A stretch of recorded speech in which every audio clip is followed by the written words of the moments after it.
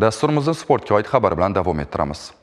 Futbol va mini futboli bo'yicha Davlat xavfsizlik xizmati kubog'i musobaqalarining tuman bosqichi musobaqalari yakuniga yetmoqda. Muxbirimizning Shovot tumanidan tayyorlangan lavhasi bilan mavzuni davom ettiramiz. So'nggi yillarda millionlar o'yini bo'lgan futbol yurtimiz yoshlari orasida tobora ommalashib boryapti. Ayniqsa mahalladan respublikagacha tizimi asosida o'tkazilayotgan Davlat xavfsizlik xizmati kubogi musobaqalari bu borada ahamiyatli. Shovot tumanida ham har yilgi mavsumda yigit-qizlarning faolligiga guvoh bo'lish mumkin. E'tiborlisi nafaqat ishtirokchilar, balki tomoshabinlar soni ham ko'pchilik. Davlat xavfsizlik xizmati kubogi uchun futbol va mini futbol sport musobaqasi bo'yicha sport musobaqalari davom etmoqda. Aynan hozir mini futbol bo'yicha o'g'il bolalar jamoalari o'rtasida tumanimizda yarim final bosqich musobaqalari o'tkazilmoqda. Ushbu musobaqalar yoshlarimizga ko'tarinki ruh va juda katta qiziqish bilan qatnashmoqda. Bu yil ham Shovot tuman jamoasini viloyat hamda respublika bosqichlarida g'olib bo'lishlariga tilakdoshmiz. Bu musobaqalardan tashqari 5 tashabbus olimpiadasi doirasidagi sport musobaqalariga ham katta e'tibor qaratilgan. Hozircha jamoaviy sport turlaridan voleybol, streetbol, futbol hozirda tuman bosqichlari deyarli yakuniga yetib, viloyat hamda respublika bosqichlari boshlanish arafasida. Ushbu musobaqalarga ham mahallamiz, tumanimiz yoshlari jiddiy tayyorgarlik ko'rib, qatnashib kelishmoqda.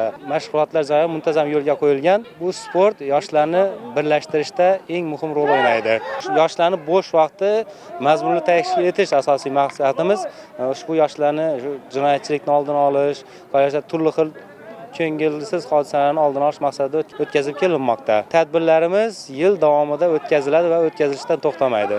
Qizlar o'rtasidagi mini futbol musobaqalarining tuman final bosqichi murosasiz kechdi.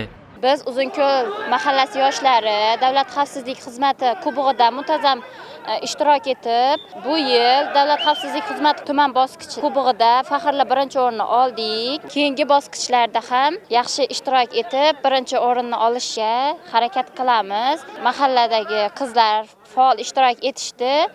Bunga hammasiga rahmat aytamiz. Bizlarni qo'llab-quvvatlab turgan mahallamiz yoshlariga hammasiga kattakon rahmat. Uzunko'l mahallasida mini futbol bilan shug'ullanish uchun sun'iy qoplamali maydonchalar bor. Biz ularda har kuni mashg'ulotlar qilamiz.